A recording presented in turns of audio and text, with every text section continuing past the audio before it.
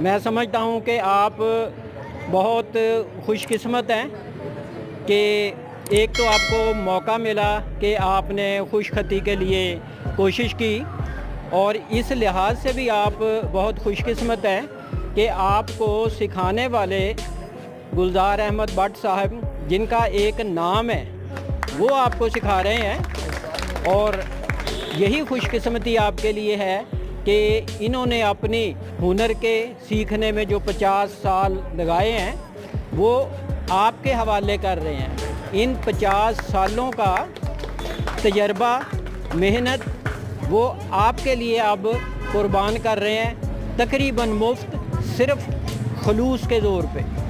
تو یہ صرف ایک ہنر اور ایک مہارت ہی میں سمجھتا ہوں کہ آپ کے سپرد نہیں کر رہے، بلکہ یہ امت مسلمہ کا ایک تہذیبی ورثہ ہے، خطاطی، جو آپ کو سکھانے کی اور آپ کے سپرد کرنے کی کوشش کر رہے ہیں۔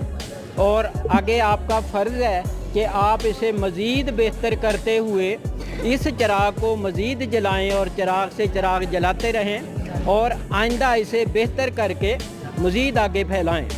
جس طرح محنت کرنے سے اس کام کو سیکھنے کے لیے میں سمجھتا ہوں کہ ایک تو صبر اکتانا نہیں ہوتا، ایک صبر اور ایک استقامت، یہ دو وصف اگر آپ اپنے اندر پیدا کریں گے تو آپ بہترین لکھائی سیکھ سکتے ہیں۔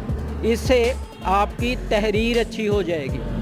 اگر آنے والی زندگی میں، عملی زندگی میں یہی دو اوصاف آپ اپنے اندر پیدا کر لیتے ہیں تو آپ کی زندگی جو ہے وہ بھی کامیاب ہوگی، آپ کی یہاں تحریر خوبصورت ہوگی اور وہاں میں سمجھتا ہوں کہ آپ کی تقریر خوبصورت ہوگی، آپ کا کردار خوبصورت ہوگا۔